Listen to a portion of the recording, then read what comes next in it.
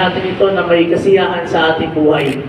Pakitignan, pakitapik yung katay, pakisabi, dahil sa'yo, may blessing na darating sa akin sa araw na ito.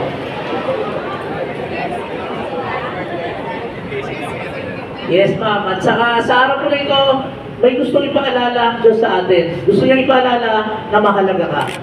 Sabi po sa unang Korinto 12:12, sapagkat si Kristo ay tulad ng isang katawan na may maraming bahagi, bagamat binubuo ng iba't ibang bahagi, iisa pa rin ang katawan. May kwento lamang po.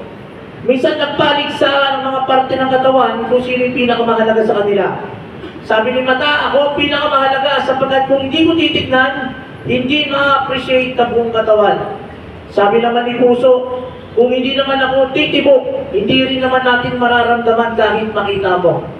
Sumagot naman si kamay, kahit naman makita mo, kahit naman maramdaman mo, kung hindi ko rin naman hahawakan, hindi rin natin mararamdaman.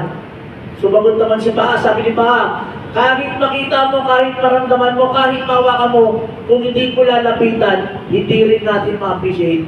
Pero sa bandang ilalim may sumagot, sabi niya, pwede ba ako sumali? Si Puwet o si Tumbo. Sabi niya, pwede ba ako sumali? Sabi niya, huwag ka nang sumali dahil wala ka namang kwenta. Puwet ka lang.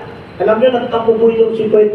Hindi po siya bumuka for 1 month. Alam niyo po yung nangyari? Si mata at halos maluwa na. Si puso ay hindi na makatibok. Si kamay ay hindi na maitaas at si paa ay hindi na makalakad. Kaya sabi ng apat, sige Puwet, simula sa araw na to, panalo ka na, basta ibuka mo lang.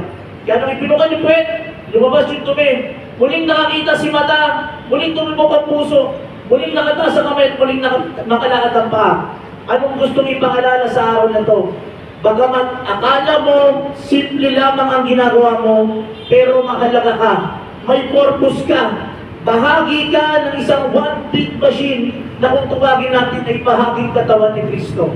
Kaya sa araw na to, huwag mong sabihin mga nakasindi, may purpose ka. Mahalaga ka sa ating Panginoon. Dapat tayo manalangin, pwede bang pakitapik yung katabi, pakisabi, mahalaga ka, may purpose ka. Let us pray. The Heavenly Father, Son of the Holy Spirit, Amen.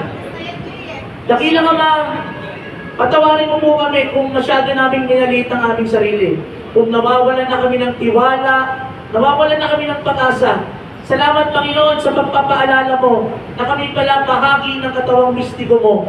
At sa araw ito, Panginoon, gamitin mo kaming instrumento, daluyan ng pagpapala, at hayaan mo na sa bawat sasabihin namin, sa bawat gagawin namin, maging pagpupuri, pasasalamat at pagdakila sa iyong pangalan.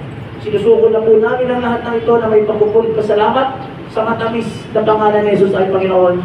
Amen. The Father, Son of the Holy Spirit. Amen.